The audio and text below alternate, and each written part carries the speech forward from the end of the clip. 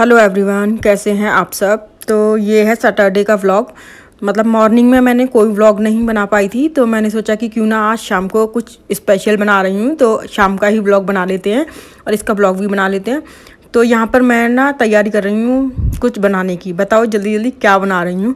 तो मेरे पतिदेव की डिमांड थी, और सैटरडे संडे जब होता है ना, तो वीकेंड होता है, तो कुछ ना कुछ ऐसा लगता है कि कुछ अलग सा बना लो या फिर बाहर से मंगा लो। तो मैंने कहा कि बाहर से तो नहीं, चलो घर में बनाते हैं। और बारिश बहुत हो रही थी, बारिश की वजह से ना मौसम भी इतना भयंकर हो रखा था, मन ही नहीं कर रहा था मतलब कुछ करने का। लेकिन फिर जब इन्होंने कहा कि नहीं, मुझे मोमोज़ खाने हैं घर के बने हुए, तो मैंने कहा चलो बनाते हैं। तो यहाँ पर मैंने सारी सब्जियों को काट लिया था। गाजर, कद्दूकस कर लिया, कद्दूकस नहीं, चॉपर में चॉप कर लिया मैंने। कद्दूकस करना चाहो आप कर सकते हो। तो गाजर हुई और पत्ता गोभी और जो भी मोमोज़ में डलता है वो, और सोयाबीन का जो चूरा होता है ना, मैं रखती हूँ हमेशा ना, क्योंकि कभी भी मोमोज़ बनाने के लिए बोल देते हैं ये।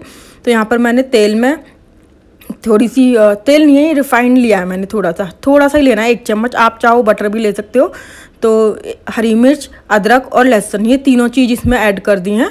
और इनको हल्का सा मतलब ब्राउन नहीं करना है। मोमोज़ में सब्जियां कभी ब्राउन नहीं होती हैं, तो हल्का सा फ्राई करना है। और उसके बाद इसमें वो क्या ऐड कर देंगे, बंद गोभी और गाजर। तो हल्का सा वो करना है, मतलब डार्क कलर नहीं देना है, इनको कोई कलर नहीं देना है, बस इतने में ही ऐड करना है। और साथ में प्याज भी ऐड करेंगे। तो यहाँ पर मैंने चॉपर में चॉप कर करके सब कुछ रख लिया था जल्दी जल्दी। और ये मेरे पतिदेव ने ही मदद कराई थी, क्योंकि उनकी ही डिमांड थी मोमोज़ बनने की। तो मैंने कहा आप भी मेरी मदद करो, क्योंकि इनमें बहुत टाइम लगता है। तो मैं फटाफट काटती जा रही थी और वो मुझे चॉप करके देते जा रहे थे, तो जल्दी जल्दी सारा काम हो गया। तो जब दोनों मिलकर करो ना, तो जल्दी हो जाता है काम और मज़ा भी आता है काम करने में। अकेले किचन में लगे रहो तो मज़ा नहीं आता। तो यहाँ पर वो ही मेरी हेल्प कर रहे थे। 2-4 मिनट के लिए की, उसके बाद उनका फ़ोन आ गया तो वो चले गए। तो वो तो अपने फ़ोन में बिज़ी हो गए और मैं अपने काम पर लग गई। वापस मुझे ही करना पड़ा, आखिरकार करना तो मुझे ही था, लेकिन हाँ वो साथ में थे तो अच्छा लग रहा था साथ में। सैटरडे संडे ऑफ होता है तो हम इसी तरह करते हैं अपना। तो यहाँ पर मेरी प्याज हल्की सी वो हो गई है, मतलब ब्राउन नहीं करनी है। मैं बार बार बोल रही हूँ कि इसको ब्राउन नहीं करना है, हल्का सा मतलब गलाना भी नहीं है। कच्ची कच्ची होती है ना सब्जियाँ उसमें, मोमोज़ में, तो ऐसे रखनी है बस। और इसके बाद पत्ता गोभी भी डाल दूँगी, गाजर भी डाल दूँगी। अब इनको थोड़ा सा भूनूंगी। उसके बाद इसमें डालनी है वो सोयाबीन का चूरा। सोयाबीन का चूरा मैंने अच्छे से वॉश करके, तेज़ गर्म पानी में वॉश करके भिगो कर रख लिया था और उनका पानी निकाल दिया। और उसके बाद उसको भी ऐड कर दूँगी। मैं सोयाबीन का चूरा इसीलिए डाल रही हूँ क्योंकि सिर्फ सब्जियाँ नहीं, सोयाबीन एक हेल्दी फूड है, तो बच्चों के खाने में कोई ऐसी नुकसान नहीं करेगी। तो यहाँ पर बीच में हल्का सा मुझे नमक डाला। इसमें तेज़ नहीं रखना है, नॉर्मली रखना है। नमक डालूंगी और उसके बाद इसमें सोयाबीन का चूरा, तो ये डाल दिया मैंने सोयाबीन का चूरा। और आप चाहो तो सोयाबीन को ही क्रश करके भी डाल सकते हो, और ये चूरा भी ला सकते हो, मार्केट में मिल जाता है आराम से, मार्केट में चूरा। और अब इसके बाद इसमें ऐड करनी है मुझे थोड़ी सी काली मिर्च को भी ऐड करूँगी मैं इसमें। आप चाहो तो स्किप कर सकते हो, क्योंकि मैंने यहाँ पर हरी मिर्च डाली हुई है, तो आप चाहो तो स्किप कर सकते हो, आपका मन है। अगर आप थोड़ा सा तीखा खाना चाहते हो, वैसे मोमोज़ में ज़्यादा तीखा होता नहीं है, क्योंकि उसको रेड चटनी के साथ खाया जाता है। तो यहाँ पर काली मिर्च आप डाल दी मैंने, और बस ये 2-1 मिनट के लिए भूनूंगी और ये फिलिंग रेडी हो गई मोमोज़ की। तो इसी तरह बना के देखिएगा, बहुत टेस्टी बनते हैं और बच्चों को बहुत पसंद आए थे। मेरे घर में सभी को बहुत पसंद आए थे और मतलब अच्छे बने थे। तो आप भी ऐसे ट्राई करके देखिएगा, मुझे बताइएगा कमेंट करके बताइएगा कि ये कैसे बने। तो ऐसे मेरे तरीके से बना के देखिएगा। और अब इतने ये फिलिंग का सामान ठंडा होगा, फिलिंग ठंडी होगी, इतने मैं यहाँ पर मैदा गूंद लूँगी। तो मैदा के लिए इसमें थोड़ा सा ऑयल ऐड करना है। इसमें हमें मतलब 1 या 2 चम्मच ऐड करना, ज़्यादा नहीं, 1 या 2 चम्मच। और यहाँ पर मेरे पतिदेव भी आ गए थे साथ में ना, उन्होंने देखा कि फिलिंग तो रेडी हो गई, तो वो यही देख रहे थे। और यहाँ पर ये मेरा मैदे में हम वो डाल देंगे, थोड़ा सा रिफाइंड ऑयल डाला इसमें। आप चाहो तो कोई भी ऑयल डाल सकते हो खाने वाला। और हल्का सा नमक तेज़ नहीं रखना है, क्योंकि फिलिंग में भी हमने डाला है, तो इसमें हमको ठीक रखना है, ना ज़्यादा तेज़ ना मतलब ठीक रखना है। तो नमक डाल लिया है और इसके बाद इसको पहले मिक्स करेंगे, उसके बाद गूंद लेंगे। और गूंदना, आटा गूंदते टाइम थोड़ा सॉफ्ट ही रखना है, हार्ड नहीं रखना है। जैसे पूड़ी का बनाते हैं ऐसे कर सकते हैं, पूड़ी का ज़्यादा हार्ड नहीं करना है, मतलब जैसे मैं तो पूड़ी का ज़्यादा हार्ड नहीं करती हूँ, सॉफ्ट सॉफ्ट रखना है, ऐसा उंगली लग जाए ऐसा गूँथना है हमने आटा, ना हार्ड ना सॉफ्ट, मीडियम में रखना है। तो मैं यहाँ पर आटा लगा लूँगी और इस तरह से आप छींटे लगा लगा कर, पानी एक साथ ना डालें क्योंकि एकदम से पतला हो जाता है। मैदे का साथ ये होता है कि एकदम से पतली हो जाती है अगर हम ज़्यादा वो करते हैं। तो ये देखो मेरी इस तरह से, तो इस तरह से लगानी है मैदा को, ना हार्ड ना सॉफ्ट। 10 से 5 मिनट के लिए हम इसको रेस्ट करने के लिए छोड़ देंगे। और देखो ये मैंने छोड़ दिया है और अब ये बिल्कुल ही नरम हो गई। और इधर मैंने और गैस पर मैंने मोमोज़ वाला बर्तन जो होता है उसको मैंने रख दिया है पानी डालकर।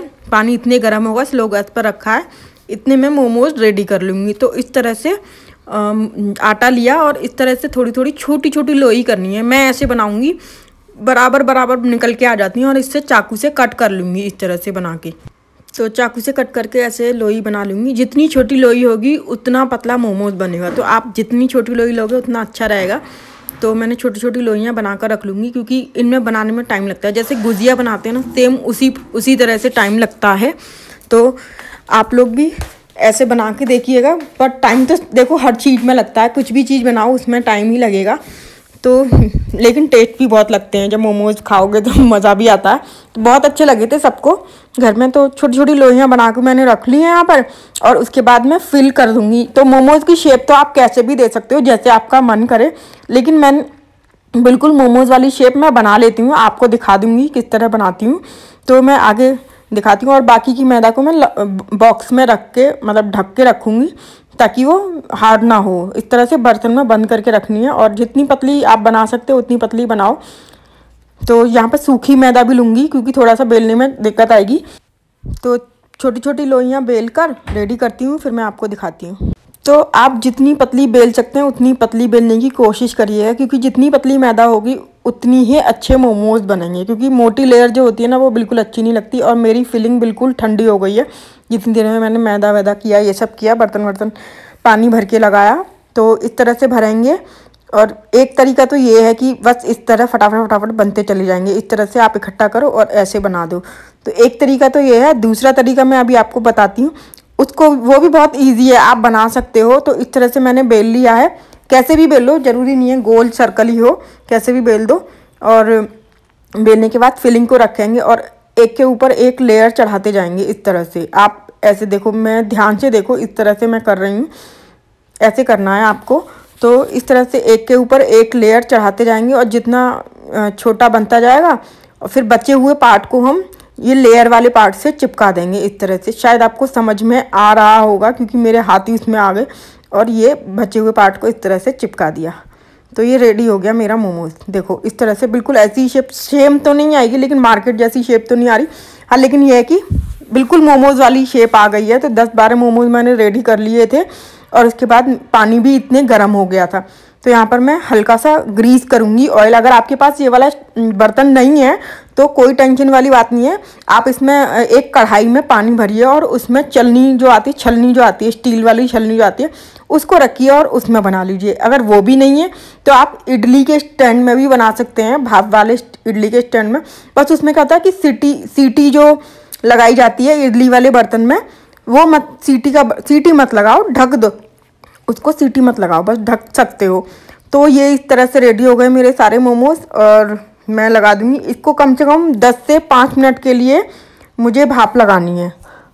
10 से 5 मिनट भाप लगा के उसके बाद ये रेडी हो जाएंगे। फिर मैं आपको दिखाती हूँ। तो मेरे 10 मोमोज पूरे रेडी हो गए थे।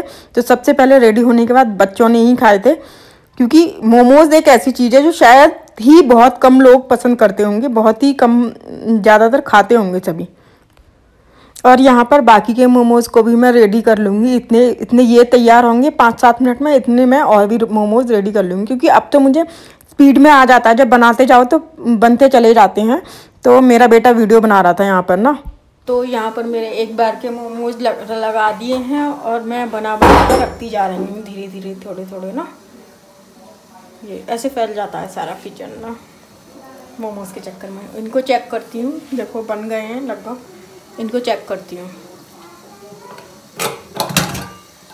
देखो कितने बढ़िया बने हैं ना मोमोज।